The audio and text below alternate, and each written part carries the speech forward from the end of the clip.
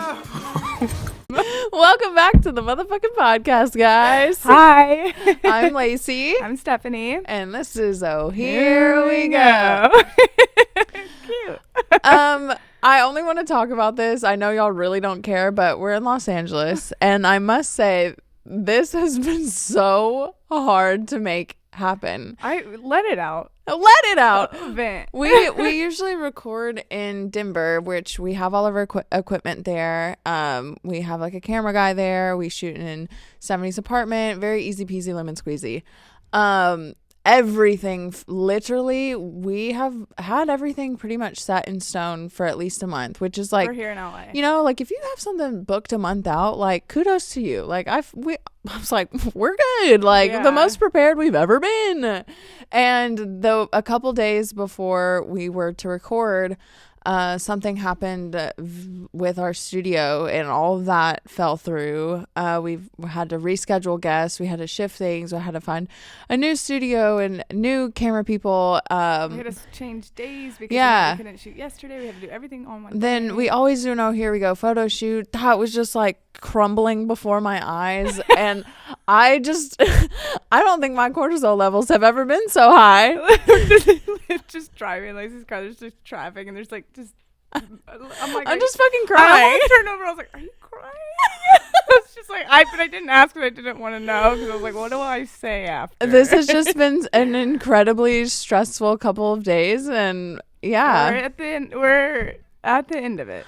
We're pulling through. Yeah. Well, you've also had a lot of outside things going on too that haven't helped. So it's just like. But I must say, I'm very thankful that it has worked out, and this is like such a badass studio. Yeah, we're in a new studio today, and it's like a legit recording, like music recording studio for the Doors, right? Yeah. Is it just the Doors, or is it a lot of musicians? Wow, cute. I know. I feel very elite right now. Wow. You know? Okay. I like that. But yeah, also we wanted to kind of start reworking our intros to talking more about things that are going kind of on related to the episode, but also going on within our own lives. We've just kind of we've had a few guests on that have been so informative that it's taken up like an hour and a half to where we don't want to release to our podcast. So we'll have these intros that are like 5 minutes long. We're just like, all right, what's up? Here's the episode. So we do want to kind of start working back on that because I think it's a great way to connect with you guys, to let you in on what's going on in our lives that we aren't really posting about. So what's going on in your life? Dang, I wanted to start with you. Oh, well, I can. It's kind of related. So today we are bringing on a trauma specialist and mentor, talking about healing and spirituality. I just love all of that stuff. I feel like for the past 2 years, I feel like I've kind of really been pushing more towards like holistic healing, energy healing, just really getting connected with my mind, body, and spirit. Just a lot of healing that and when you think of the word healing, you think that you're broken, but there's just things that like are deep inside of you, whether that's from your childhood or like through different traumas that I've just been looking into. So I was super excited to have her on. Her name's Bela. But aside from her and what we learned today in this episode, I've been feeling like this urge the past 2 weeks. Like, I don't know what it is. I don't know what's in the motherfucking stores, but I have just been looking into all these different types of healing, and something that I struggle with acne. Honestly, it's pretty clear right now. I wanted to tell you this while we were filming, and I wanted to tell you during the break. If my skin looks great. Okay. So literally, November, December, January, and I think there was a lot going on. I was traveling so much. Like I was working, like December was crazy. Like I was home for like 3 days in December. So maybe like stress and airplane. I don't know. My skin was so bad. And I was so insecure, and like it sucks feeling insecure. Like it really fucking sucks. Like when I have acne, I don't want to be around people. Like I don't want to go out. Like, you know, like I was dating someone. I just felt so was making myself feel so small, and I hated it. I fucking hated it. And I'm on acne medication, and I was just like, what's going on? And I also have mild eczema that has popped up within the past 2 years, and I'm like, what the fuck's that? Like, where'd you come from, and why are you here? So I live a pretty healthy lifestyle. I don't eat the things I'm allergic to. I eat organic foods. I'm pretty much gluten-free. I live a plant-based lifestyle, vegan. So I can't stand when people with like typically naturally good looking skin or naturally healthy genetic skin, it's like, it's just in your gut. I'm like, oh, bitch, shut up. Like, shut up. I cannot stand when some bitch is like, and just to check what you're eating. And I'm like, you don't even fucking know. Yeah, because you're eating fine. Yeah. And I'm like, okay, so what is it? And so I'm looking into all these different things. I'm looking into like the oils that I'm ingesting, like detoxing my liver. So some of the things I've been trying out recently are infrared sauna, red light therapy. This is kind of irrelevant, but also just something I'm interested in. I got an appointment with a chiropractor because I also have scoliosis, but he's more than just a chiropractor, and he's going to be looking at like my skin. He's also like in the spiritual community, so I'm interested in that. I have a session with an energy healer because I believe I have blocked trauma in my like root or like sacral chakra. It's sexual trauma, and even now, like, my whole gut inflames, and I know that it could be like leading to something. I'm looking into I got a lymphatic drainage massage to help like flush my body, but I cut out coffee. I'm really trying to limit like my caffeine intake and like oils. Seed oils are so bad for you. I could rant about this. But there's just so many things that I've been trying, and really the past 2 weeks, as Stephanie's visiting me, my skin has completely cleared up. And, you know, I'm trying so many things, so I really don't know what's helping it or which one specifically is helping it. But this is kind of just a lifestyle thing that I would like to live by. I mean, giving up coffee kind of sucks, but I don't think I should be having it every day anyways. Yeah. So I kind of, you know, like that's what I've been going through, and I'm really excited to further dive into this, especially like with the energy healing session, to really try and figure out this or release this sexual trauma, which, yeah. So it's sexual trauma and acne? There's a lot of things that I'm like interested in. But you feel like those are connected, right? Not the acne, but potentially the eczema. That's what because the eczema didn't happen. I never had eczema. I have eczema under my armpits and like, and I don't know, just random little spots. And that didn't start happening until I was with that guy. It was in 2020. Oh. Yeah. So I'm like, are those connected? Because I'm like, I've never had eczema. I don't know. Well, damn. Yeah, I know. Okay. But I'm just feeling like this urge to dive into these like holistic practices. And I'm excited. Cute.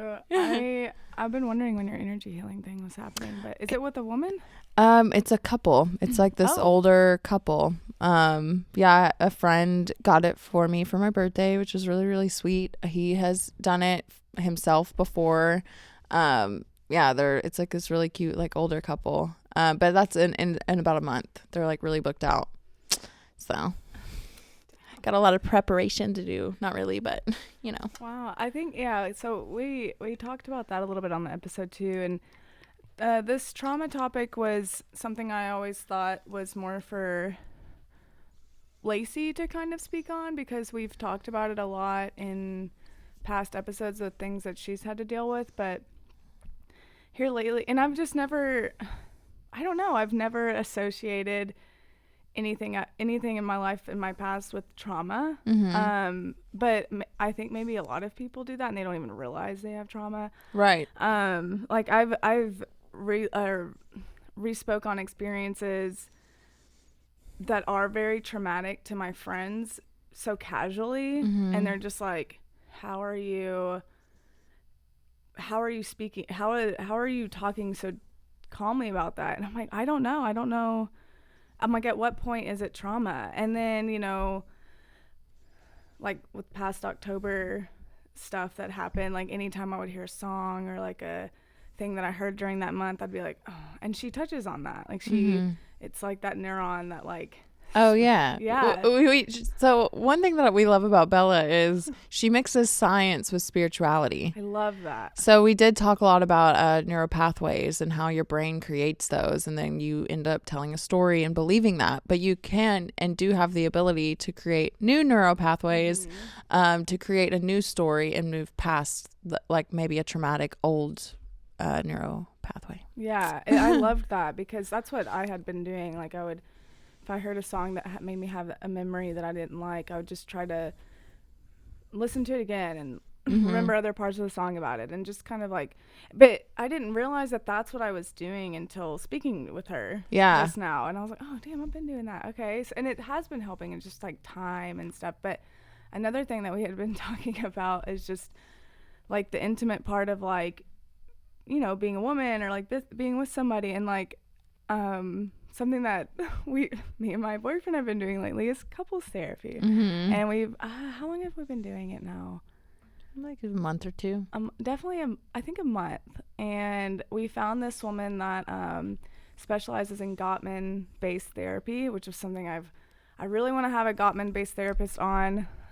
It's if not the most, one of the most successful forms of relationship therapy. And then she also specializes and provides a space in psychedelic therapy together. And we haven't done that part therapy with her yet. We've just done that, and it's been its own thing. Yeah, you just like done talk therapy. Yeah, just talk therapy, and it's been so great.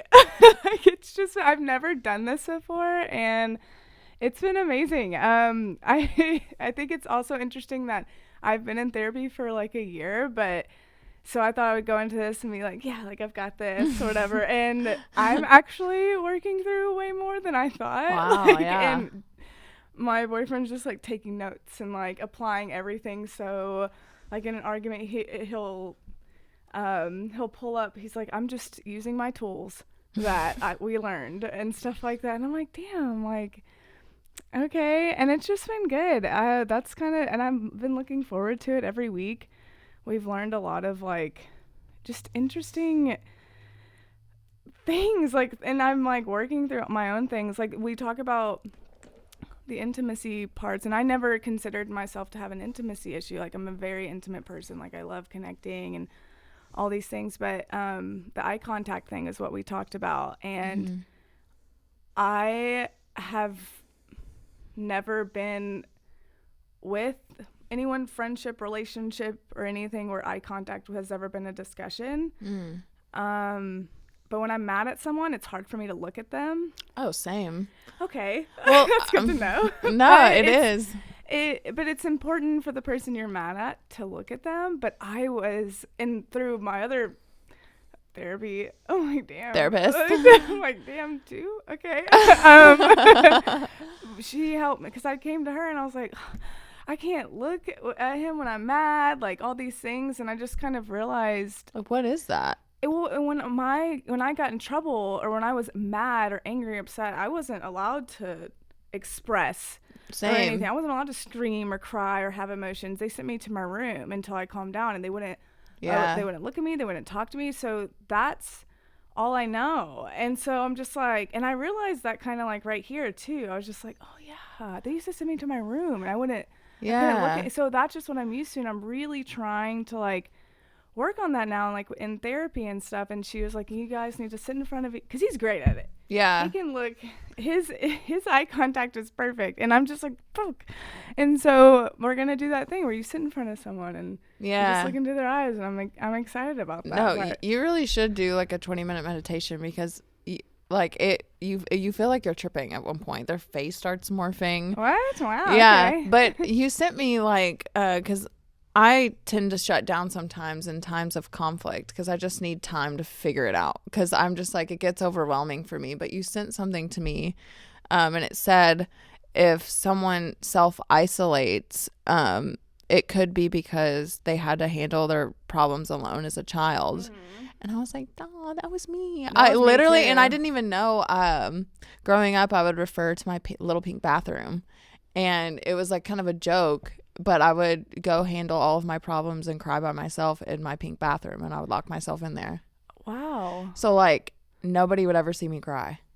Oh, yeah. Oh, okay. Wow. Well, I mean, to kind of piggyback off of that, I don't ever remember a time or a moment where my mom or dad asked me, how are you feeling? Oh. Yeah, wow. Like, damn, y'all. It's like we're like as like hot right now. Yeah, same. As we like dive deeper into our spiritual like journeys, we're like, we're a little fucked up, but that's okay because we're putting in the effort. Yeah, at least I'm aware. So that's just like a little update. I do really want to have a Gottman therapist on to talk about this because it's so interesting. The Gottman couple like studied all these couples over X amount of years and like had like, cameras hooked them up to things like and just studied, and they have all this data and research, and it's like when couples did these things they were successful, and when couples did these things they were unsuccessful. If you know a Gottman based therapist or are one, reach out to us. Yeah, we're hungry for you. Yeah, we really, that would be great. But yeah, so that's a little update on me. So it kind of ties in today with a little bit. Our guest is awesome. She's really pretty too. Oh wow, she's incredible. Like, I know, I was just like, fuck. Yeah. I mean, in this episode, we talk about like her curriculums, healing your inner child, healing trauma in the body, reclaiming pleasure as a woman, manifestation, tools. Damn. Yeah. You really remembered all that. Yeah, I know. It's wow. Everything like mystic. And I'm like, I love it. See, this is Lacey's episode. Kind of mine. But yeah, guys, without further ado, let's hop into it. Oh, here we go.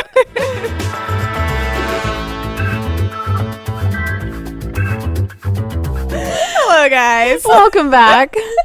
Okay, today we have on Bela, and like I said, we just kind of you approached us, and whenever we saw everything that you did online, we were like, holy shit, how do we get this girl? And then you were like, well, I'm in Mexico. And we were like, oh, well, how's this gonna work? Okay, but yeah, introduce yourself. Tell our listeners about you, what you do, who you are. Yeah. Absolutely, yeah. So my name is Bela Divine, and I am a spiritual empowerment mentor coach for mostly women. I'm really passionate about working with visionaries. I feel like that word just fully encapsulates like the kinds of people that I want to attract, people who can envision more and just dreamers, and people who are tapped into their imagination and can like create their lives on purpose. And Aww. I love helping people to I feel like this is the order. It's like heal trauma and then become empowered because you heal, and then activate spirituality and spiritual gifts. And I'm passionate about the whole process. Wow. Wait, what was the 3 steps? Healing Trauma. So heal, empower, activate. Yeah, exactly. It's beautiful. How did you get started in this? Yeah, so I at the time that I got started, I feel like the coaching industry wasn't exploding like it is right now. And I was just like, oh cool, like I can help people for a living in a way that's not like by the books, traditional, psychology. And I had a psychotherapist who's a family friend in Mexico do something called a family constellation for me, where she helped me work through familial trauma. Everyone on both sides of my family's divorced, and like I just kept repeating these relationship patterns. I had the session with her, literally changed my life, completely changed how I approached love, relationships, and I was like, wow, I want to learn how to do that. Wow. And so in the States, it's really hard to get trained in psychotherapy without traditional schooling, but because I'm also Mexican, I was able to train with her, and I like had my into the industry essentially with a lot of like trauma specialists and people in like the psychological, psychiatric field.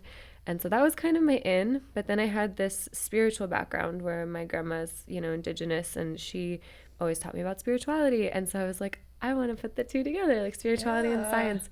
And that was kind of the in for me. It just kind of like the opportunities emerged and I just followed them. And I think also like the more traditional tools are not so available, especially to people. So yeah. Well, so what happened? Like, I mean, can you be open about what brought you into that setting, or like what? Because my parents are divorced too, so all the trauma that comes with that. So that's kind of what I want to know. Like how about like much your does background? Yeah. So I think it was like when I think back on it, I was just a lover. Like I just had this like desire to love and be loved, and it just was always at the forefront of my mind. But I didn't have a healthy example of love growing up at all. Like my parents showed no affection. I don't think I ever saw them like kiss or barely hug. And they're amazing people, but just were not supposed to be together. And on top of that, when they got divorced, I started realizing like, okay, what's the bigger pattern here? Oh, both of their parents are divorced, and their parents before were separated before divorce was even a thing. And I was like, oh my goodness, I'm carrying the weight of like repeating this, and I don't want to repeat this. And that just felt so heavy. And no matter what I did, until I kind of went down the spiritual path, I just kept repeating their patterns in relationships, you know? What pattern was that? Like just being with someone just to kind of like be, just because you wanted to be loved and stuff? I think it was more staying in relationships just because I thought you had to like do anything for love, and just trying to make it work even when it compromised my standards or my power as a woman. Yeah. Ooh, I think that just spoke to me a little bit. So does that relate to you? Yeah, it really does. They just kind of got married just because, or was that like a... I'm pretty sure they both had their hearts broken and met like 6 months later in Mexico. And my mom kind of like took him to all the beautiful places and the culture. And he was like, hey, I'm going to Harvard, like, want to get married? Because in Mexico, you have to ask for the person's hand in marriage, like their parents for the other person's hand in marriage. So he was just like, let's get married so that she could leave the house. And so they just like on a whim were like, yeah, let's get married, and got married. And wow. I mean, so, yeah. Wait, yeah, I heard that you stay with your family until you're married. Yeah. That's a part of the culture. Yes. Wow. That's so crazy. Yeah. Oh my I did not do God. that, and not for me, but yeah. Are your parents okay with that? Oh, 100%. Okay. Yeah. They're definitely a lot more open-minded than previous generations, which is good. It's so cool that you had a grandmother that practiced spirituality, and is that common and like practiced in your family? Yeah, I think there's definitely this hunger to learn about so many different kinds of spiritual practices in my family, and I was super lucky to grow up with it because I never had my intuition and my imagination suppressed. So I feel like that's so much of the reason why I've been able to create my life on purpose, because I could dream big, and I was like, you know, I have spiritual gifts, and I don't know, I didn't have that shut down. Like when I was a kid, and I was like, I see fairies, I see angels, and I have these prophetic dreams. My grandma was like, that's so cool, amazing, like tell me more about it, keep working on that. They weren't like, you need to like get a reality check kid, which I feel like a lot of parents do. They're like, you know, stop, like what you're experiencing isn't real when you're in your imagination. Wow. Is there like a reason that you work specifically with women? Is that like, do you work with men often or no? More so now. I feel like working with men is God's work because they're really they're a lot less open. But I'm lucky the ones who come into my field, like I just kept getting asked, they're like, hey, like make something for us. And so I started just making things for everybody. But my first like mentorship offering, and the one I run most frequently, is for women, just because I feel like there's something so magical when we're just in space together, and there isn't that presence, especially with healing work, like just eliminating that. And facilitating sisterhood is something I'm so passionate about, like just going really deep together and forming different kinds of friendships, and yeah, on a soul level, so beautiful. That's so nice. Yeah, that is really nice. I mean, I don't think I've ever... Well, she's wanting to do... You have a session with like an energy healer, right? Yeah. Is that the same thing or no?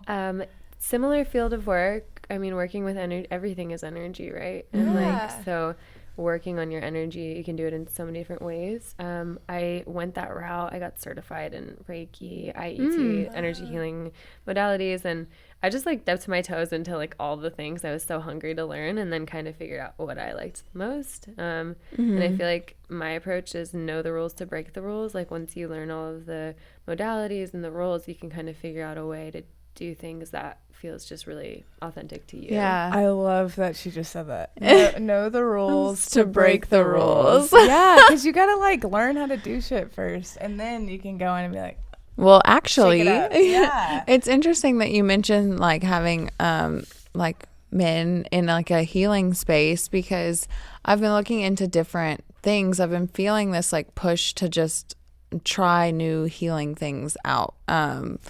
And I not interviewed. I had like a call with someone that I was thinking about. He's not a therapist.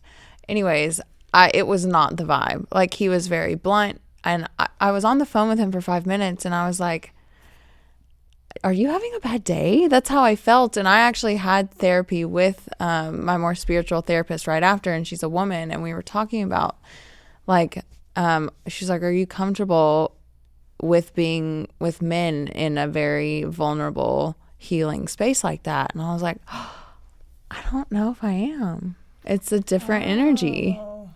I feel that. I think it's a lot harder to feel that sense of safety with a man. I think everybody's different. Like some people gravitate more towards men or women, but I think it has a lot to do with your parents. Like I had a much more open relationship with my mom, so I gravitate more towards women, right?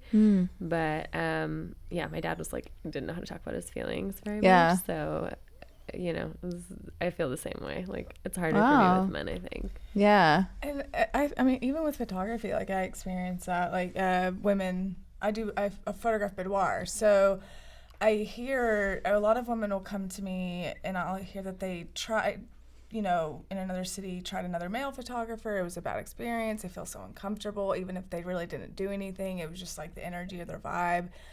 And I'm just like, dang, like, that sucks. Like, it sucks because it's like, you know, women's energy is just so different. It's so calming, and yeah. And I always tell women, I'm like, unless the guy is like extremely gay, I don't know if I can really allow myself to be in that space of like such vulnerability to where you're even like just naked, you know? And so it's just like, it's different. Women have just a more like, or most women have like an energy where I can usually get on board with and vibe with and be vulnerable with. So yeah, I don't think I could do a male energy. Well, I could do I don't know about male energy healer or whatever, but I definitely don't think I could be like in a space like of photography and like being naked and everything. And I'm just thinking about how I could be vulnerable with that. So yeah. But anyway. I think depending on like, you know, where platonic energy lies, that's just so important. So just eliminating any chance for like I don't know, attraction dynamics to come into the relationship is so important. Yeah. Like I think the divine masculine is all about structure and like being the order or the structure for the feminine to flow, and the feminine is like flowy and creative and free. And so like in the right energy, I think the masculine can be really supportive, but it's really rare to meet men who are super embodied in that and who just like know how to be the space holders and know how to be grounding, you know? Wow, yeah. I know a few. But and when they are that, it's amazing because it's wow, yeah. It's a balance. Yeah, and it's a good one because they both just flow with each other when it's all.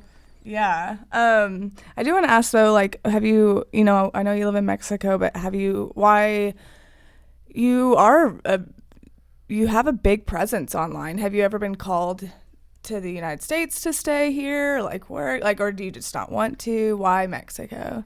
Yeah. So I actually moved back here 2 weeks ago. Oh, what? Okay. Well, never mind. I was living in Mexico, and why Mexico?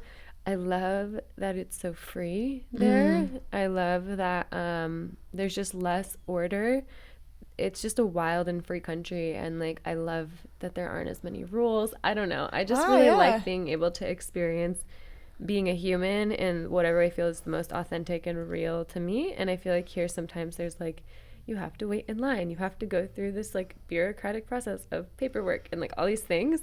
Also like fruits, vegetables, it's just so abundant and so affordable. Like it was just really fun to be able to indulge in all of the priceless and like natural luxuries that there are, just like being able to wake up and get like a $2 green juice every morning if I want to. And the people are just so warm. Like I think that's something, maybe in LA it's more common, but I lived in the East Coast, and people are a little bit more cold there sometimes. So like I love the warmth.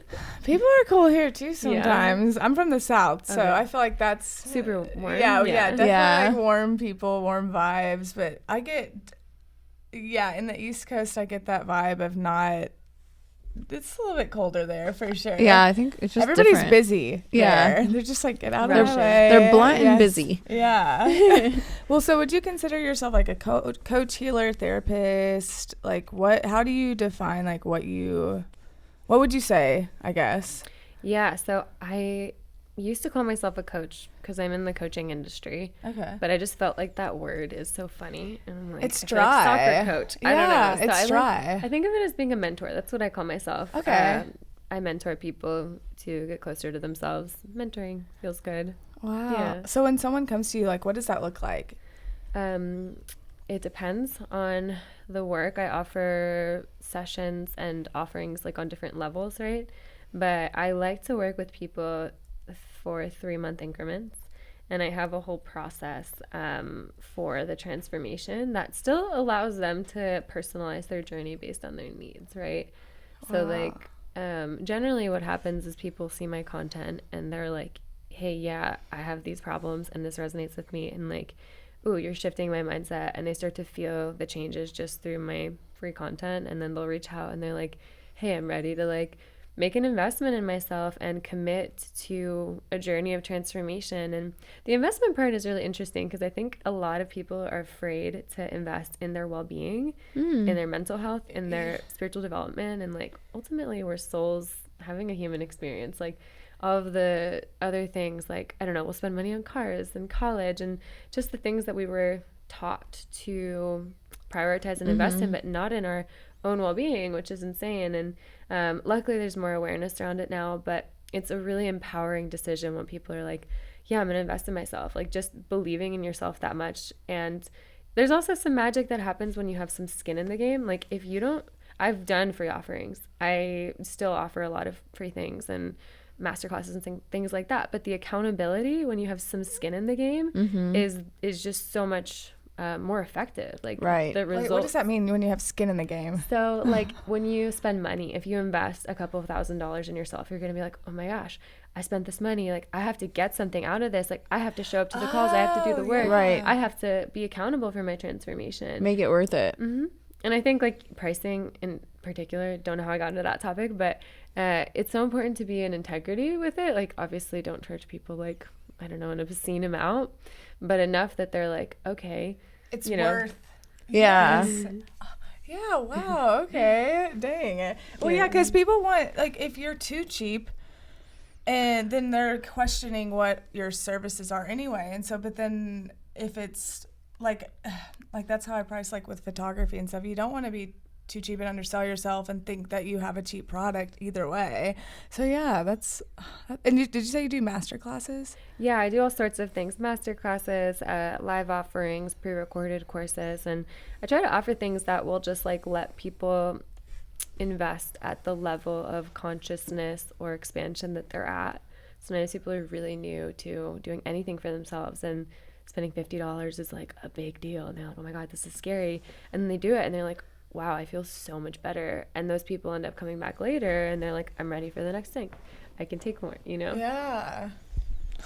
How did you build your curriculums? And do you have like a curriculum for love and friendships and money and like trauma? Like what does your teaching look like, or whatever it may be? That's a great question. Thank you. So for me, it was like when you start a business, everyone always says you have to pick one thing. Don't be master of, jack of all trades, master of none. And I was like, well, I have so many interests. I'm just going to put them all together in the process that worked for me. And the curriculum for me is in large part based on the chakra system, which is like your energy body. And so you start with like root chakra, grounding yourself, then the sacral chakra, the emotional body, the womb space. Then you move to the solar plexus, personal power, the heart, opening your heart, connecting to others, speaking your truth, the throat, activating your intuition, and spiritual downloads, gifts, the crown chakra. And that process for me, let me backtrack. My recommendation for anybody in the healing space is to always work with a modality that always exists. Like, you don't need to reinvent the wheel. You don't need to like make up a process. I studied ancient lineages of Toltec wisdom, the chakra system, Hinduism, researched trauma healing techniques, the subconscious mind. Like, these are all aspects that, or these are all techniques and tools that have helped so many people. And when you put them all together in a customizable journey, then, the results are so powerful because you're addressing every part of the human, right? Like, it's all connected. So I like to talk about the full human experience and offer all of the things that helped me.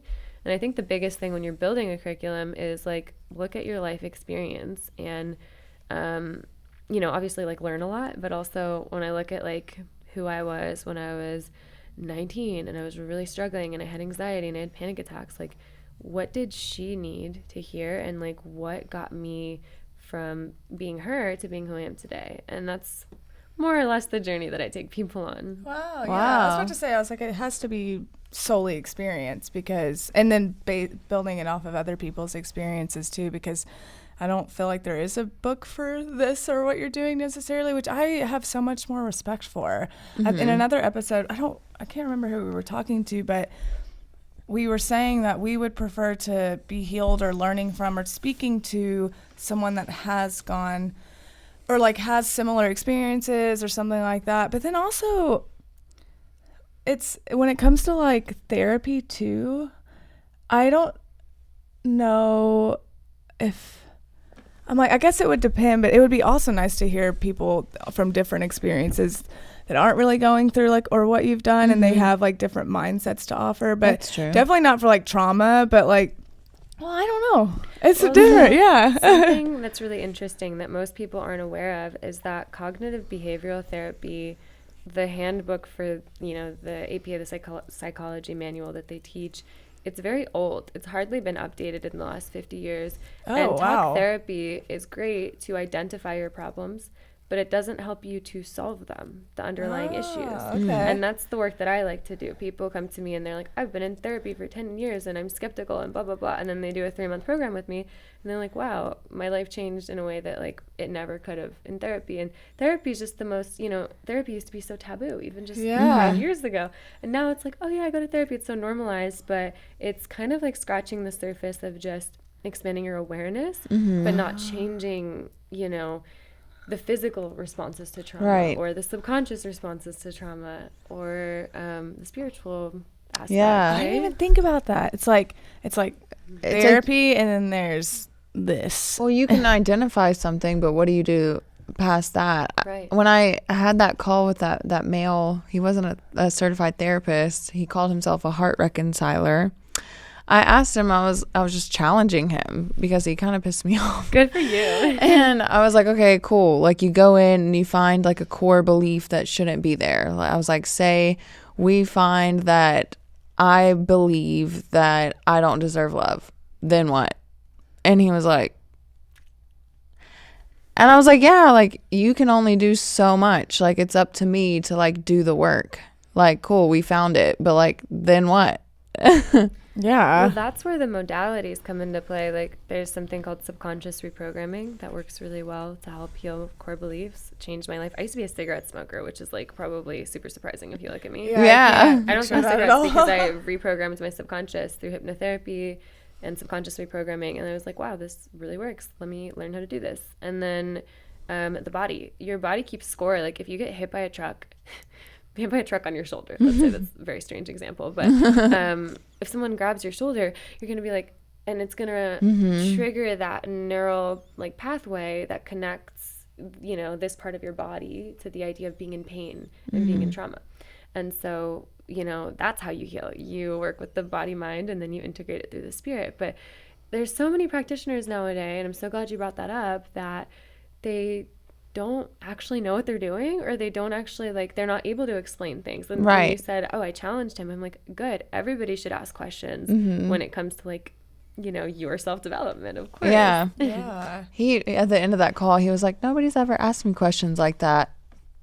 And I was like, really? Oh my goodness. I feel like, I mean, and a lot of therapists too are just they're going through the motions, like with prioritizing school and doing all these things, but they don't really have the experiences themselves or the inner work that they've put in to help someone else go through something else. So it's just, I don't know. Well, it's so impersonal. Like, you literally sit across from each other, and there's like a paper, like a notepad between you. And there's two things to what you said. There's the fact that a lot of therapists stop their learning after they graduate school, and so they'll be practicing for 20 years and have done nothing to update their practice. And we're constantly learning new ways to improve. So someone who's consistently working on themselves, I feel like, is a bare minimum requirement. And then also, right? Yeah. Like, and then also the level of impersonalness. Like, who said that you can't go deep and like have a heart-to-heart with your therapist? Right. I had a therapist for a while, and it was like an experiment for me because I was always so resistant to it, and it just didn't feel like the solution for me. But I just started being like, at one point I was like, what is the difference between what you do and what I do? And he was like, I have the credentials. That's it. And I was like, okay, cool. I'm never coming back here. Wow. Oh, wow. And that's such a joke to me. I feel like I learned so much just through conversation with people, you know, and it doesn't matter what book background you have. Yeah. I know we touched on like trauma, and I want to get into that because you're a trauma mentor specialist. Yeah, trauma specialist. Trauma healing specialist. I'm specialized in trauma, yeah. Okay. Let's get into trauma. Oh my God. Okay, so you mentioned The Body Keeps Score, which I think that's also a book. It is a book. Yeah. Yes. Have you read it?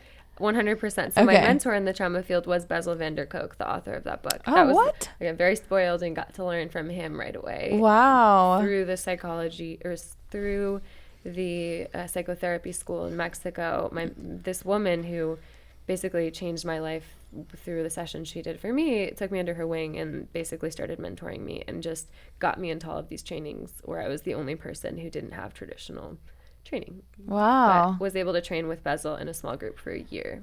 So that's so cool. In Mexico? No, virtually. Okay. During the pandemic. Wow. That was when I worked with him. Okay. Yeah. So I guess you gave the truck analogy, but how does your body keep score? And I have a couple questions around this. If you do have trauma, are there ways where you can heal yourself, or do you have to go outside of yourself and seek help? Yeah, how do you heal and move trauma out of your body? Yeah. Great question. So for the first question, the body has cellular memory. Your body, when we think about our brain, we think about what's up here, but we don't think about the fact that your brain is fully a part of, the rest of your body, this living organism that you are. And when you experience trauma, particularly trauma that is physical, anything physical at all, your body really withholds that. But even like let's say you're throwing a tantrum as a child and your parents are like, stop crying, like, you're terrible, you're so annoying, you're so dramatic, you're going to internalize that in your body and you're going to begin to bottle up your emotions. Mm-hmm. And then you're going to be a bottler, and eventually things will explode and spill over. And so children are so brilliant because when they are upset or when they have emotions, and emotions being energy in motion, they throw tantrums and they just like get it all out and they act it out in a way that isn't hurting other people. And then 5 minutes later, they're like, oh, okay, I feel better. And then they like move on and they get it out of their body, right? Yeah. And so, yeah, it's brilliant. Oh my God. Children are so wise. And as adults, we're like being professional and, you know, adulthood, everybody instead it's tries just to suppressing. suppress. Yeah.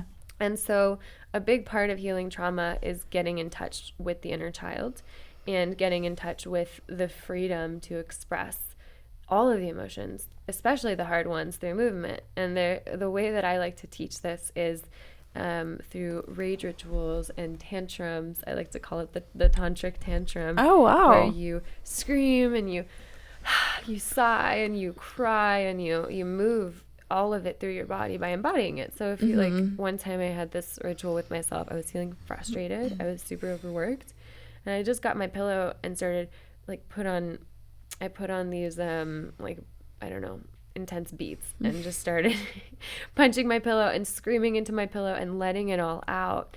And so, yes, you can absolutely begin doing that work on your own, but it definitely goes a lot deeper. And I think if you've never really connected that deeply with your body and you've never let yourself feel all the things that you've been suppressing within it, it is really valuable to have a practitioner help you, because they hold your experience, they help you integrate, and there's a lot of steps that come after just the moving, where you want to integrate and you want to fill yourself up on, you know, the kind of energy you do want to embody. I think another really key thing is we tend to be afraid to explore the lower emotions, because we're like, oh my God, if I feel that, I'm going to like spiral out of control and I'm going to get depressed, I'm going to feel anxious, and I just can't let myself go there. But it's not feeling the feelings that gets you stuck. It's like the story that you're telling yourself about the pain. So like, I don't know if you're afraid to feel heartbreak because it reminds you of all the times that your exes betrayed you and that your parents, you know, didn't love each other. That's a story, right? You get to change that story. Wow. And when you get stuck in that thought loop of that story, that's what gets you stuck. And then that's when you have those experiences where you just like can't stop thinking about it. And that's actually where like having a prolonged relationship with a therapist isn't always the best idea, because at some point you'll just keep talking about the same issues over and over again, and you're actually feeding into that negative feedback loop and keeping yourself stuck. Like, yes, awareness is key, open that door up, but after that, the work isn't talking. A lot of it can't be expressed through words. It's energetic, it's moving the energy, it's somatic, it's intuitive, you know? What is the definition of trauma? Ooh, that's a great question. Like, is it something that you do, like the story you repeat or replay in your head, or is it something that you just can't let go of? Or, yeah, what the fuck is that? Yeah, I'm like... Yeah, what is it? Because everybody knows what it is, but like... Should we look it up? We need more words. Yeah, I'm curious what Google has to say. Hold on. I would say that trauma is any event that hurts you in a way that, or any event that negatively impacts you in a long-term way. That's what I would say. Does it have to be negative?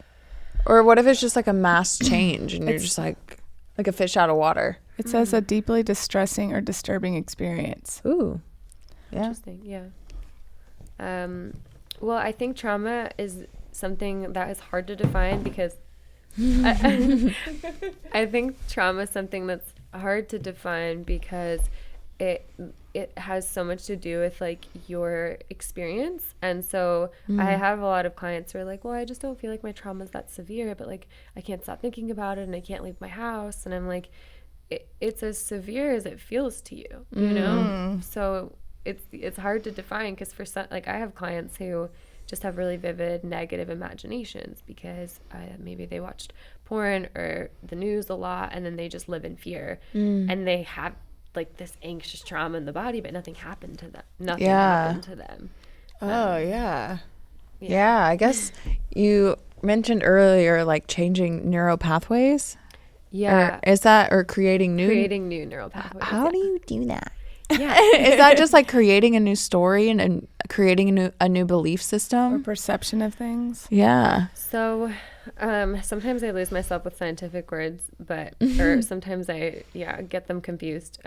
Speaking two languages too, but I think I can do this. I'm doing my best. So I believe it's that when your brain will fire like a neural pathway or have it'll fire a neuron, it'll have an association with it. So for example, maybe it's like, let me backtrack. If you're let's say you have a traumatic experience where you found out that someone cheated on you, for example, and at the time that they cheated on you, you realize that the person that they cheated on you with was a blonde. And so then you have this one thought, which is like blondes. And then you have another thought, which is like unsafety. And it's when two neurons fire at the same time. And then they create a pathway, a connection, and they bond. And the more that you think about those two things in conjunction, the more you solidify those neural pathways and the more that they just become integrated in your subconscious. And then maybe every time you see a blonde that looks a certain way, you're like, oh my God, I feel so unsafe. And like, I just been thinking about my ex and you don't even know why, but that's what's happening in your brain. I'm fucking shook. Now I get it. How does that happen? Wow. That segment that you just said is funnier to me, or just because I have a personal experience. So I can't believe you said all that. Just as you were saying, I was like, oh my God. For example, so if we're still going with that example, to heal or create a new neural pathway, how would you do that? You could maybe befriend the blonde or a blonde, or you could find a safe man, or how do you heal or create a new neural pathway / belief? Yeah, so the cool thing about healing and reprogramming your subconscious is you have a lot of input in how you're going to do it. And I love working with NLP, neuro-linguistic programming. That's the subconscious healing modality I learned. That was like one of the earliest things I learned in my journey. And I was like really interested in that and hypnotherapy to reprogram the subconscious because I smoked cigarettes. And I was like, why do I smoke cigarettes? And I was like 19. I was like, this is so stupid. And it really works so fast. Like I think I did like hypnotherapy 3 times and a subconscious reprogramming session, and it was fast. In hypnotherapy, did you regress back into a past life? That's the kind that I'm interested in. Okay, that's definitely something you can do. Okay. I would be careful about who you choose because, sometimes people definitely get disconnected from reality as practitioners. So it works. Hypnotherapy works. 100%. It's like magic. It's super mystified. Yeah. I mean, a lot of the things that heal people, they aren't as for-profit or beneficial to corporations and things like that, or the larger systems at play, and so they get discredited a lot. And then when you talk to real people and you experience it yourself, you're like, why does nobody talk about this? Yeah, this is amazing. But so what you could do in the blonde situation, being cheated on with a blonde, is, for example, you would start to make a new positive association with either blondes or with whatever part really stands out to you as like the negative part. And so like, for example, you could think of like something, what's something that makes you feel so safe? Maybe it's like being in a field of flowers that just smells so good. And you work with all of the senses because the language of the subconscious isn't words. It's all of the senses. So like touch, taste, smell, being visual, auditory. That's how I manifest things. Yeah, exactly, with your senses. And that's how your intuition speaks to you too, is through the body. Wow. Yeah. So you would start working on associating, like maybe you would start like visualizing this beautiful field of flowers and being like, I feel so safe, and like, okay, now I'm seeing a blonde here, and like she's a part of this scene, and she's in the flowers, and like she adds that feeling of safety. And it might take a while before you're like, it might feel silly too. Like we're so deconditioned to tap into our imagination, but it is the key to all healing, like truly. Wow. I watched this video, and I think I talked to my therapist about it last year. I imagine things so vividly. Like I see full on like music videos in my head. And I've found out recently that a lot of people have trouble envisioning things and Really? can't see things in their head. And I was like, what? Like, what the fuck? Wow, I didn't know Isn't that I crazy? thought everybody had an imagination and it was like just flourishing in there. Well, I think everybody does, but I think when you like see something, I don't think a lot of people. You can't see it in your head? I don't know. Do you know about this? Yeah, for sure. So Just like, whoa. So everyone has different strengths when it comes to their imagination. And I think a lot of people are like, oh, I can't visualize. Like, I just can't do these things. But those same people might be able to really easily, like, imagine a song playing in their head. Or be able to, like, feel things really intensely in their body. Or, like, have a knowing. Like, sometimes, and, you know, one of the gifts, the intuitive gifts is, like, meeting somebody and just being like, I have this feeling in my body, like this thing happened and like I physically feel it. Or it could be like, I don't know, being able to smell. That one's rare, but visual and auditory and kinesthetic, which is the body, are like the three biggest ones. So it's different for everybody, and the cool thing is you can strengthen it. So your intuition and your senses, including visualization, are like your sixth sense that we're not taught about. And it's like an antenna. Imagine like an antenna, and you can like, I don't know, like your intuition is like tuning into like the right radio channel, right? And like learning how to like just attune yourself to paying attention to it. Yeah, like we are taught to like everything about the world we live in teaches us and grooms us to not trust ourselves and to not trust our intuition. Like there's always an answer outside of ourselves. So I think Stephanie and I this past year especially have really been trying to trust our intuition and act on it because we're really trying to strengthen it. Like we've been really practicing that recently. Yeah. It's always hard, but I think we're getting because better at it. When something feels off immediately now, I'm just like, mm-mm. Yeah. And I don't even care if I'm wrong. I'm just like, mm-mm. It's like the first instinct you have. I love this so much. I went to hot yoga last week and she asked, what brought you to your mat? And I answered one thing first and I said connection. And then my second answer immediately I was like, friendship.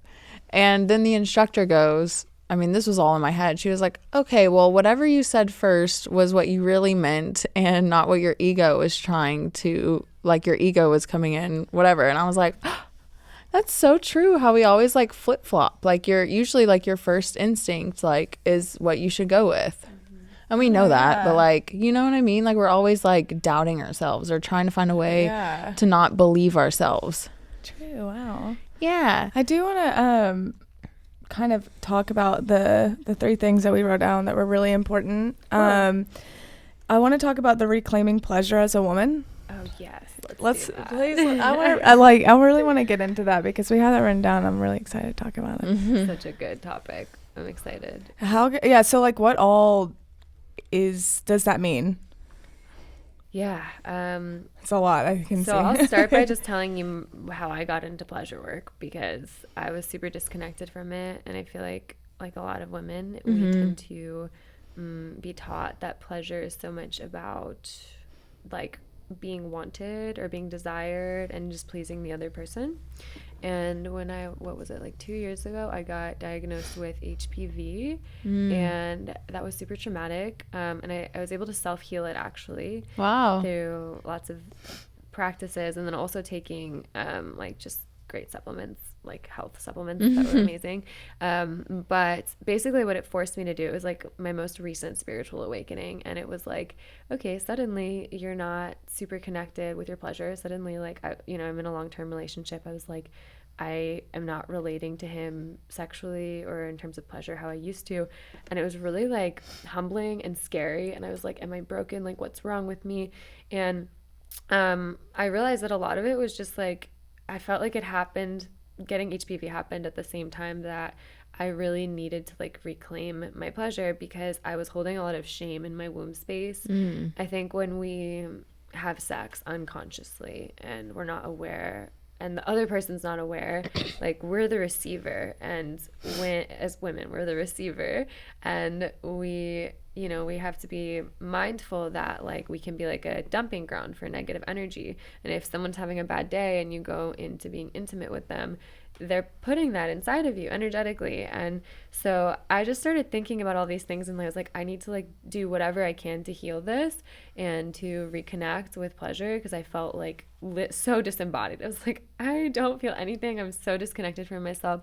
So I started learning Tantra and Kundalini. Tantra is really the one I lean towards, and energetic work and yoni gazing, like looking at myself in the mirror and just releasing any shame. You know, I would notice all these like little voices coming up of things I'd heard or previous partners who just like didn't prioritize my pleasure. So that's the piece around like how I got into pleasure work. And then I realized, as I started self-healing and reconnecting and literally witnessing my body come back to itself and be like, oh, I can feel things again, and like it feels good. And also like I'm putting myself first. Like with my partner, it turned into like, hey, I need to be the priority. I need to feel safe. And one thing that I really learned is that the womb is very wise. And when we're going into an experience from a place of lust, we're quick to get wet. We're quick to like open up to the experience. It's fast. It doesn't matter. But when you've been with someone for a long time, or when your womb is considering someone to be a long-term partner, it's a little bit more protective of you. And it's like, hey, I need to feel safe. Hey, I need to like trust you. And so that started coming into my dynamic with my partner. And I was so lucky to have a man who was willing to, I don't want to say I'm so lucky, like I feel like that should be the norm, and like let's normalize that. It was awesome to have a partner who was like, yeah, like let's try breathing together, let's try looking into each other's eyes, like let's learn about this together, and let's put you first, and let's not feel like you have to rush, and like just letting it take time. Like I don't know if you guys you've ever felt that way, where you're like, oh, I'm taking too long, or like I don't know, you know? Yes, I do feel that way. I feel like I really need to work on that. I'm working on, sorry to be so open about this, Josh. But one thing that I'm having to really work on is eye contact. I never, in my partners, in my relationships, ever did that. And this is something that I'm really trying to focus on now. Like even in therapy, my therapist was like, you need to sit and stare at each other and I want to, but it's such a vulnerable place to be. And I've always been just like, oh, like in sex, I'm like, oh, taking too long. It's just, like like I get stressed out. And then I don't have that healthy balance. Like, I'm just like, who cares if this takes long? Like, we're in this. So it's interesting. Okay. Yeah. Wow. I really liked that. I did a 20-minute meditation with someone that I love. And we were staring into each other's eyes, and it becomes like quite psychedelic. And there's times of like, it is super intimate and it's extremely vulnerable, and you really just like, someone like you get to know, like, even if I were to go like stare into a stranger's eyes right now, you feel I was about to point to our cameraman. I was like, if I were to stare into your eyes right now, you feel like you really know a person. And it's a vulnerable thing. It's so vulnerable. Yeah. I mean, like we both cried, but it was like tears of love. Like it was like, were you guys sober? Wow. Yeah, we had like a little like soothing meditation sound on. I really want to do that. You should. Like I felt so much closer to that person. Yeah. My boyfriend has been bringing that out of me though. He's the eye contact part. And so when you were like, I feel lucky to have a partner that's willing to do that, that's what I thought about. Cause I was like, damn, I've never really had that. Like I've never prioritized eye contact, and it is so important, even when you're upset, when you're vulnerable, like all of those things. And I never thought about that. Yeah, like when you meet someone too. Well, yeah, when I meet someone, I will give eye contact, but all the other things, I'm like, but those are the moments when eye contact is so even more so necessary. Is that like remember that book Journey of Souls? Yeah, love that book. I remember when I first read it years ago, it was towards the beginning of the book. They said like souls can identify in the spirit world, they can show you your eyes, aka like what is that saying, like the seat of the soul, or the eyes are the windows to the soul. Oh, yeah. And I was like, you really let someone in when you do that. 100%. Wow. Yeah. 100%. It like made me hot just thinking about it. I'm like, oh god. Well, I think like something we're not taught about is that intimacy starts way before. Intimacy and sex are different, and like intimacy is the key to sex, to pleasure, and not just sex, right? Pleasure, like pleasure extends into all aspects of your life. It's presence, it's enjoyment, it's like claiming your ability to just like enjoy life. Women have been super robbed of that, like historically, right? Like oppressed, and literally like in the Salem witch hunts, like killed if they did pleasure practice, if they danced together under the moon, if you moan while you're eating your food. But like, something that changed my life with pleasure, just a very simple practice, was just when I eat my food, like getting comfortable, like just like expressing pleasure and not feeling guilty or shameful or being like, sexualizing myself, because we are super sexualized in society, and like, just reclaiming that expression and being able to like move in a way that feels authentic. And drink my water and just like, wow. Try it. Okay, dang. Or like even the idea of like just sitting and doing the eye contact, the eye gazing work, and not expecting it to lead to sex, just to connect a little bit deeper. Tantric practices, look into them. Okay. Intimacy and like sex are two different things. They can go together, but like someone said this to me, there's sex, you have sex, there's fucking, and then there's making love. And you can have like, there's 3 different levels to that. Whoa. Wow. There's also there's a great test that I recommend everybody and you take. It's called, I think it's like the Desire Roadmap. And what you do, you take this test, and there's like different types of sexual people too. Like there are people who literally just get turned on by like contact, like genitals touching. There are people who get turned on by, it's energetic. You have to make sure you're on the same wavelength. That's me for sure. And then there are people who are very like sensual, so it's like the ambiance has to be right, and the music has to be like, it has to be a sensory experience. Oh, massage interesting. helps them. Wow. And then there are people who are like into kinky things.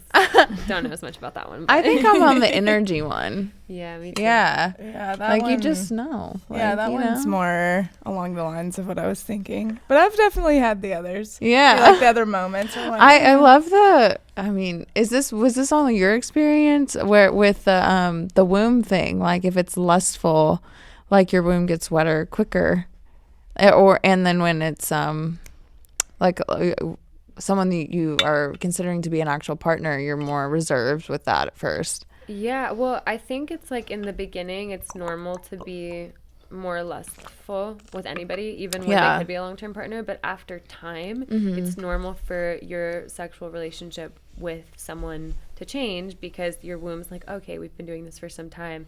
Let's take it to the next level. Now you have to prove that I'm safe and that I can trust you with the wounds and help you to heal that, right? Like, especially if you've been cheated on or had any experiences like that can really come up.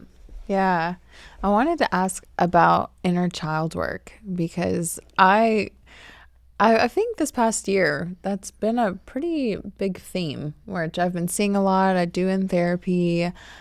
So what do you what do you do with that? What do you know about it? Or ancestral karma? Yeah. We have written down. Oh, is that all the same? Wawa. No, you just go, Water.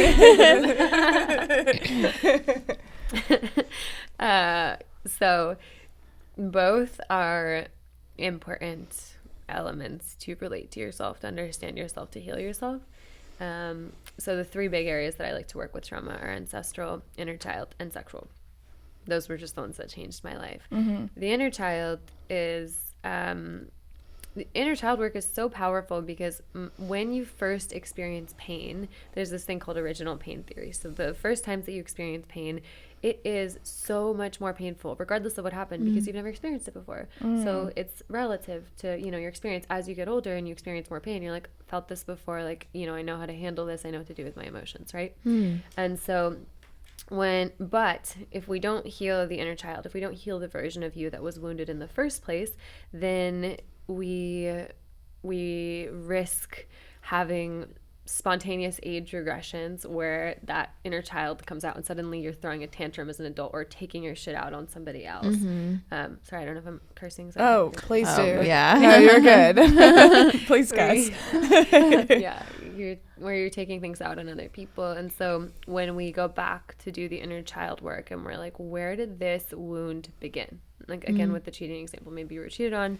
And this is a personal example for me too. So I feel like, and for a lot of people, I feel like we can feel that. So that wound ran so deep because like my 15-year-old boyfriend cheated on me. And so that fear was always there. And I had to do a lot of work around revisiting that 14-year-old girl, and then, you know, an even younger version of me that was like, no one's ever gonna love me, or this isn't gonna last, love won't last, and consoling that kid, like literally like holding them and loving them and being like, no, you're beautiful, you're perfect, like all the things that they needed to hear when they experienced that original pain. You say that to them and you give them that through various experiences so that they can kind of come full circle and integrate that. And the beautiful thing about your subconscious mind and memory creation is that your mind can't tell the difference between a memory that's real and a memory that's imagined. And so if you can reimagine yourself healing and getting what you needed to integrate an experience, your subconscious stores that and says, okay, we got what we needed, and that pain becomes less severe. Wow. Is there like a time limit to that?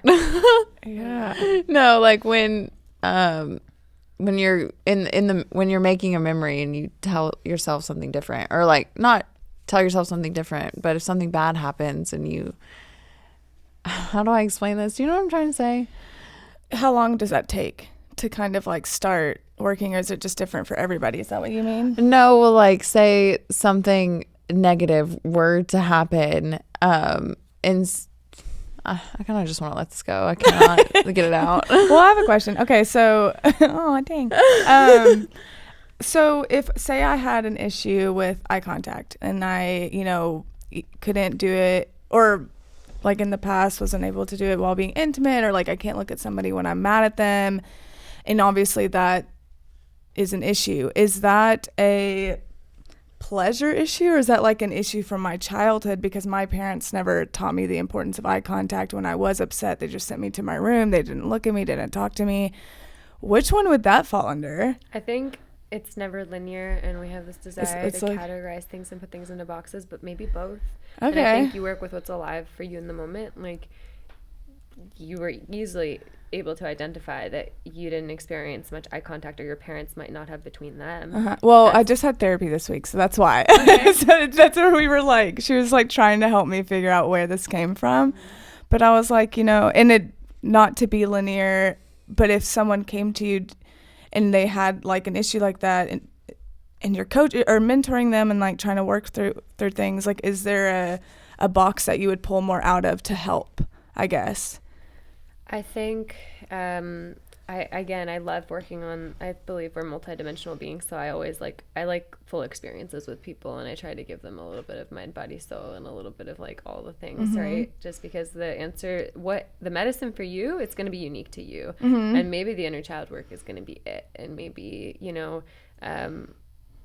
reenacting a memory where you get to say to your parents, like, hey, you guys fucked me up because I never saw you make eye contact, and I never felt that love between you, and this is how I feel about it, and this is how it hurt me, and I'm giving it back, and like I'm not gonna carry this anymore, and I'm gonna give that little child permission and tell her that, you know, she can make eye contact and be seen and be loved in that experience, right? Like, you ultimately, I think, through your intuition can have an idea of what to say to yourself. If you don't, practitioners are great because they can help you with that. But yeah. Okay. Dang. I also just like, I feel like I worked through something just even speaking to you just then. I'm like, okay, anyway. Okay. Well, so what is quantum manifestation? Okay, let's get into it. Yeah, we're talking about a lot of big topics today. So quantum manifestation is how I got to where I am. And essentially there's this, quantum physics hides so many keys to the universe. There's this idea that, there's the quantum field, and the quantum field is the field where all possibilities exist, all timelines, all versions of you, all infinite potentials and possibilities exist there. And the idea is that when you broadcast a certain energy, an elevated emotion, because you have a measurable energy field around your body, it's literally measurable. And when you're on your phone or when you're not taking care of yourself and not opening your heart, it's visibly smaller. Like you can measure it and it's smaller, so it sucks your energy. So when you practice like opening your heart, relaxing your body, and elevating your emotion, for me that's gratitude. Gratitude is such an expansive emotion for the heart. And then you broadcast a message, something very specific about what it is you want to attract and manifest. For example, I think last year I was like, 10,000 followers. That's a thing. I want an audience. And it sounds so silly. I have like almost 100,000 followers now. And that was the last year? Yeah. Wow. Really fast. And we're like, so I started doing that quantum practice every day. And I've done it for a lot of different things, for HPV, self-healing. You can do it for so many things. But I started doing this specific meditation and basically broadcasting something very specific. A number is very specific. So 10,000 followers. I want an audience. Visualizing it, calling it in, feeling it in my body. Like, what would it feel like to already be living that reality? What would it feel like to step into that? And that is my reality. How would I hold space for those people? How would I interact with those people? How would my income change? All the little things. And so I was doing that. And then right after my birthday, like maybe I'd been doing it for 2 months, I started making reels. And maybe my third reel just went super viral, millions of views.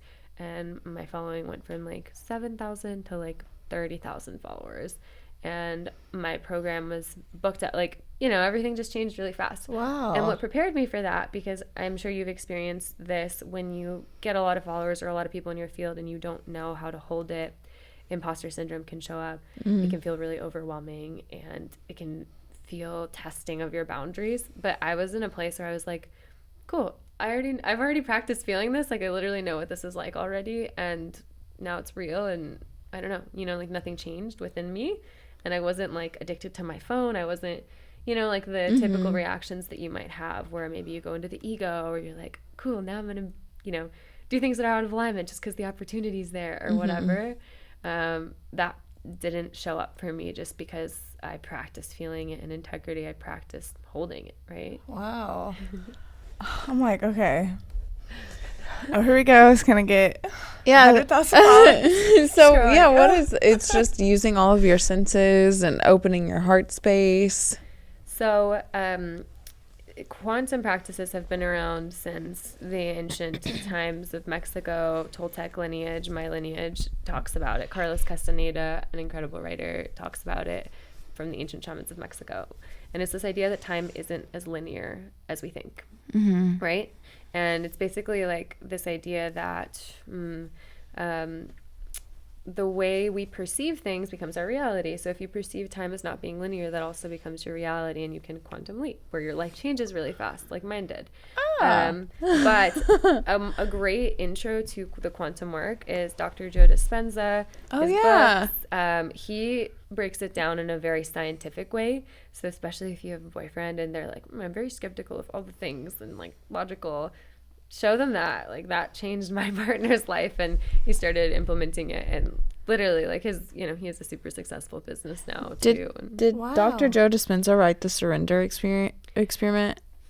Probably, maybe. I haven't read all of his books, but Becoming Supernatural is like his bestseller. That's the one I read, and he has these hour-long quantum meditations. Personally, I don't have an hour to meditate every day. I mean, I'm sure I could make it, but I like to meditate for 20 minutes. So I made my own, and it's the one I share with my clients. I also just like listening to feminine voices. I listen to my own voice, but yeah, it's a specific guided meditation, and you can, I'm sure there's tons at this point as quantum becomes more of a buzzword. Yeah. I think I don't ever think about guided meditations. I've tried to do one just on my own, and I have ADHD so bad, so I'm like going everywhere in there, and I feel like I would love to do like a guided one. Maybe I might. It's feel a silly good start, for a second, but yeah. Before we start wrapping things up, I do want to ask: Have you had a negative experience from this? Like anything that stands out that almost made you be like, I don't know about this, like the quantum work?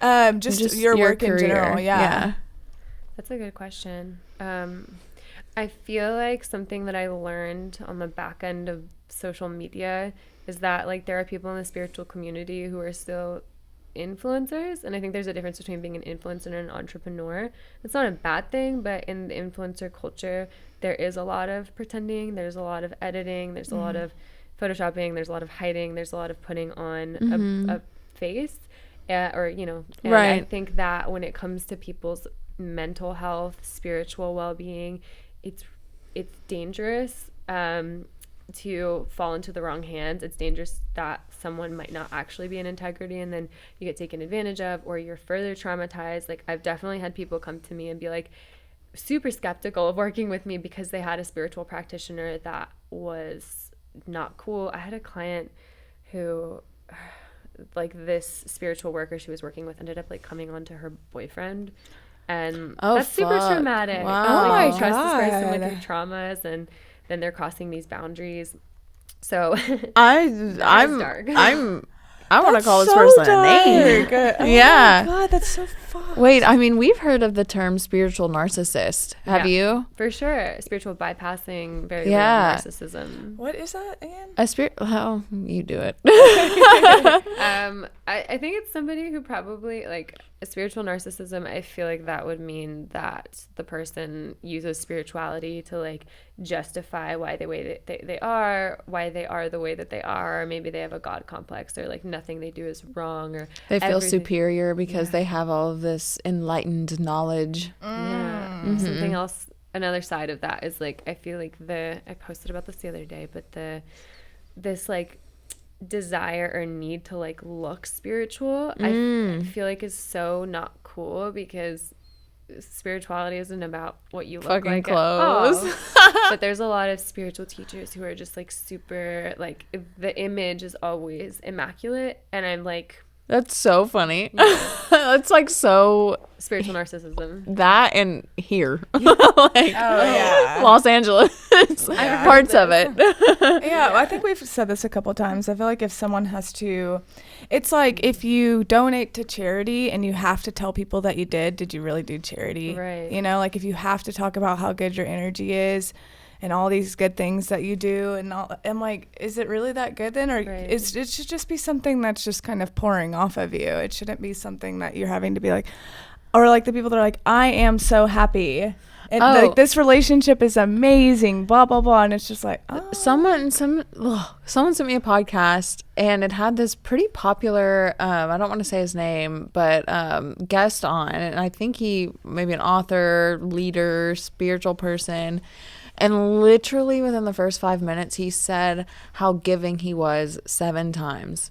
And I stopped and I was like, are you he was like, I'm just so giving. Like, I just love to give. I'm so giving. Like, I'm a giver, you know, that's how I find joy. And I was like, shut the fuck up. Like, I hate that. How are you someone that's like so like high and mighty and people look up to you, and here you are, I'm just such a giver.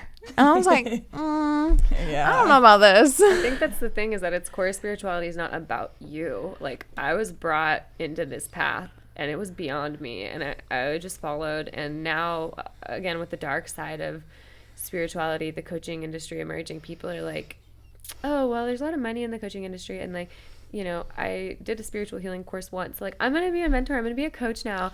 And I think in LA, like what you're talking about, people will start their own healing journeys and they have so much more to do. And they're like, now I'm going to help other people. And it's like, hurt people. Hurt people. Oh my God, this is going to snowball to like, well, people are going to be coming to you you're going to be real booked. I feel like, you know, you're going to be set for a while. But I guess we kind of have to start wrapping it up. We have 3 more questions, though. Yeah, we have 3 more questions that are totally random, have nothing to do with this whatsoever. Beautiful. Do you want to go first? Yeah. What's your favorite way to cook or eat a potato? All these like deep questions today. We're just like, but here's this last one for you. I like hash browns. Ooh, has anyone said that yet? Man, that's a good one. So good. Can't go wrong. Okay, if you could be good, or if you could be a gold medalist at any Olympic sport, summer or winter, which one would it be? Winter figure skating. Damn, she was like, wow, ready to go. 100%. Yeah, I could wish see I that. watched that recently. So beautiful. I didn't watch it. We've been watching we've watched there was a day where we watched some ice skating. It was nice. Was it the Olympics? It was, and then I was like, wait, have you seen when this ice skater transformed into Sailor Moon during? And then we watched that. So Whoa. yeah, it's a beautiful. Yeah, it was amazing. Yeah, It's so elegant. It's like you're flying. Yeah. with the blade, so you're gonna get a little dangerous too. With the blade. Cool. Okay, what's your last one? Would you rather smoke weed on the beach or trip on psychedelics in the desert? Oh my god, 100. I would rather smoke weed I would rather smoke weed on the beach. Sorry, I'd rather smoke weed on the beach, 100%. Mm-hmm. Have psychedelics been any part of your work? Yes. What part of my journey, and I think there's a problem where they're being really overpopularized right now. And people who are like neurodivergent, I really don't think they should do psychedelics. It can really provoke things like bipolar disorder, schizophrenia, and I've seen so many people go through that. So I think there's another shadow of the spiritual industry, especially in LA, is like, drugs are going to solve all our problems. You can open your mind with psychedelics, and if your mind is not open and you're not neurodivergent, it can be great, and it can be really, really opening and expansive, and expand your consciousness and help make you a better person.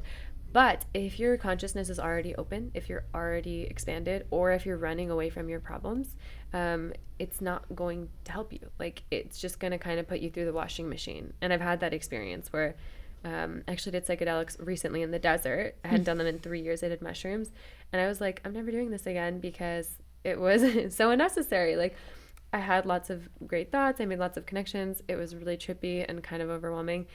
And it was euphoric towards the end when they were not as strong, but it was just unnecessary. Like, I really didn't gain anything. And I realized, like, I already have the capability to activate everything I need within me sober. Yeah. And you can have such psychedelic experiences just through your own imagination. So, And through breath. right, through breath. Yeah. And the consciousness of plants, like the consciousness of mushrooms, has been really wounded because so many people abuse it. And so when you tap in, you can like feel that the earth is hurting. You can feel these like scary things on shrooms now.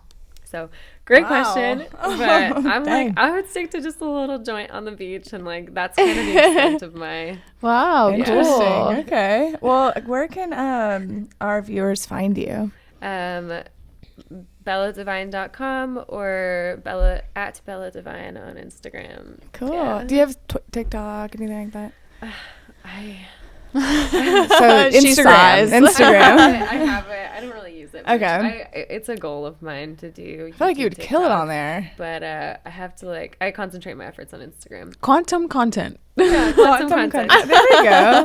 Okay, guys. Lacey? We'll leave everything linked down below, including all of her information. But thanks so much for listening to this episode. Yeah, and thank you for coming on and making you. the time for this. I learned so much from you. Yeah, Oh my I God. love talking about like healing and spirituality. We love being This is vulnerable. this is it for me. Yeah. It's the conversation for me. This was such a great conversation. You're both lovely.